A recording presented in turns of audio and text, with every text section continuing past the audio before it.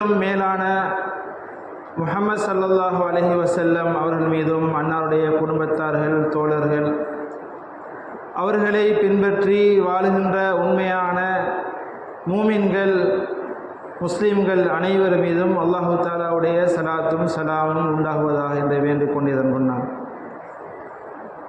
அல்லாஹ் சுப்ஹானஹு வ தஆலா எந்த விடயங்களை எடுத்து நடக்குமாறு ஏவிருக்கின்றானோ அந்த விடயங்களை வாழ்க்கையிலே முடியுமான அளவு எடுத்து நடக்க வேண்டும், தடுத்தவைகளை முற்றுமுழுதாக தவிர்த்து கொள்ள வேண்டும் என்ற இறை கட்டளையினை இவ்விடத்திலே ஞாபகமூட்டியவனாக எனது ஃபுத்பா பிரசங்கத்தை ஆரம்பம் செய்கிறேன்.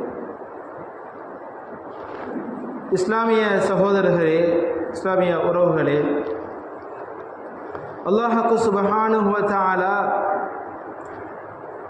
தாயை விட பன்மடங்கு இரக்கமானவன்.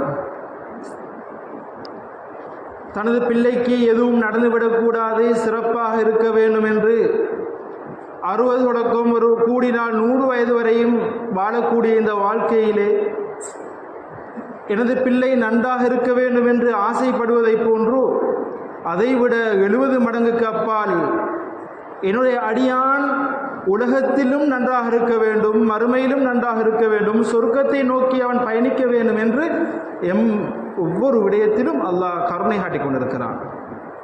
அந்த அடிப்படையிலே தான் நாம் ரமலானுடைய மாதத்தை அடைந்து ஷாபானுடைய மாதத்தை அடைந்து விட்டோம்.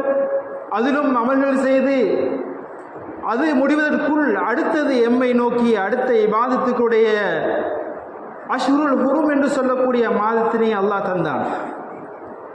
சங்கையான மாதங்கள் என்று சொல்லக்கூடிய துல்காதா, துல்ஹிஜ்ஜா, முஹர்ரம், சஃபர், இந்த 4 மாதங்களும் அல்லாஹ் சொல்லக்கூடிய சங்கையான மாதங்கள்.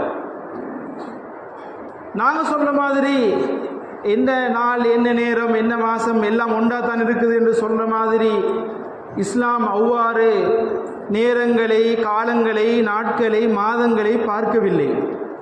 இஸ்லாத்துடைய கண்ணோட்டத்தில் நேரம், ஒரு காலம், ஒரு நாள், மாதம் என்று தேவைக்கு ஏற்ப அல்லாஹ் சிறப்பாக்கி வைத்திருக்கிறான். துல்காதாவுடைய மாதம் முடிந்ததன் பின்னால் துல்ஹிஜ்ஜாவுடைய மாதம், அதிலும் அல்லாஹ் எங்களுக்கு சந்தர்ப்பத்தை தந்தான். அதிலே நாங்கள் குர்பானுடைய உதுஹியாவுடைய அமல்களை செய்து எம்மை பரிசுத்தப்படுத்தக்கூடிய, எமது பொருளாதாரத்தினை சுத்தப்படுத்தக்கூடிய, இறைவனுடைய பொருத்தத்தை அடைந்து கொள்ளக்கூடிய பாக்கியத்தை தந்தான். இவ்வாறு எமக்கு இஸ்லாத்திலே சொல்லப்பட்டிருக்கக்கூடிய 12வது மாதம் துல்ஹிஜ்ஜாவுடைய மாதத்திலே நாங்கள் இருந்து கொண்டிருக்கிறோம்.